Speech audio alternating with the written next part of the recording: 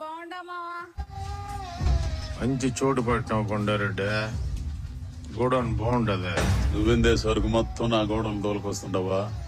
వాడు సరుకు విషయంలో అవతాపలు చేస్తున్నాడని అట్ట చేసినావబ్బా. అటు పోలీసు వాళ్ళు చెబితే సరుకు మొత్తం తీసుకొచ్చి నీ గోడౌన్ లో పెట్టేసిన భద్రంలో కదా. కొండారెడ్డి మా మీద నమ్మకం లేకుండానే జాలరెడ్డి గారు ఎప్పుడు చూసినా కానీ ఆడపిల్లకాయలు వెంటేసుకొని తిరుగుతూ ఉంటాడు. మన గుంట మనం నవ్వుకున్నట్టే. సరుకు మొత్తం సంకనా పూడుస్తుంది.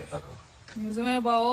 పుష్ప అనే సరైన కుర్రోడు వచ్చాడు. ఆడు కొత్త పిల్లకి అంటాడావు నమ్మచ్చా?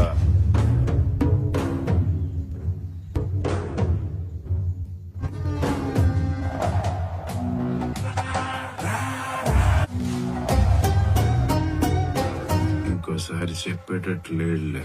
పుష్ప సీనన్న సరుకు 2 రోజులు మనకాడే ఉంటది. ఆ గౌరెడ్డి గారి సంగతి ఏందే అని ఎప్పుడు ఆకాశంలోకే కాదు మావా, అప్పుడప్పుడు నేల మీద కూడా చూడు. అన్నా ఒత్తుకురాడు చూడు. వీడు నా తమ్ముడు మాదిరే.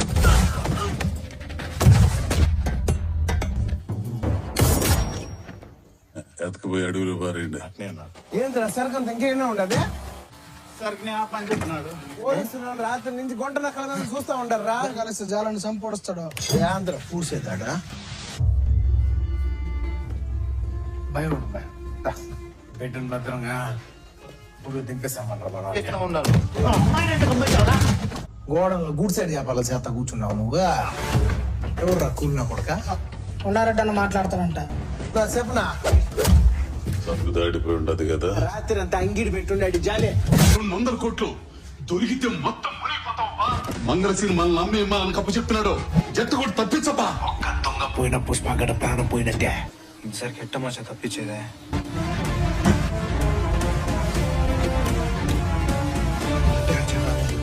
ఏంద్రా మిడిగుడ్లు చూస్తా ఉంటారా? పోలీసులు వస్తా ఉంటారా?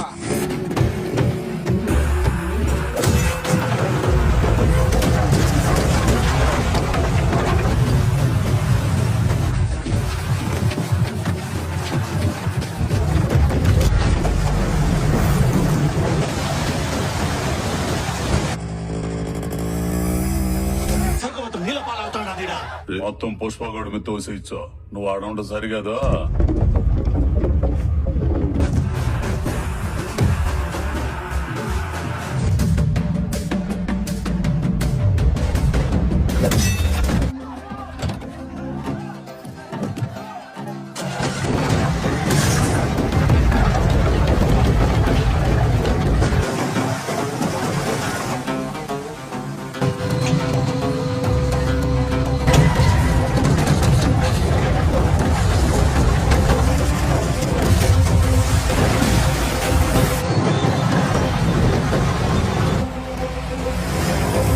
పుష్పగాడు దొరికేసినాడ్రా.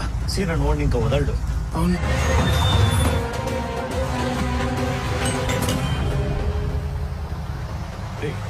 పోలీసులు వస్తున్నారు.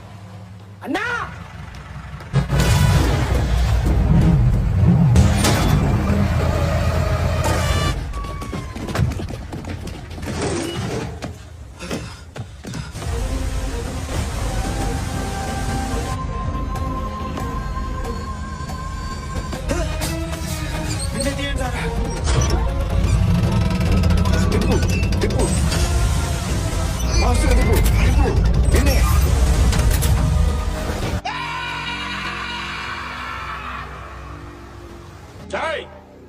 సరుకుంటారా?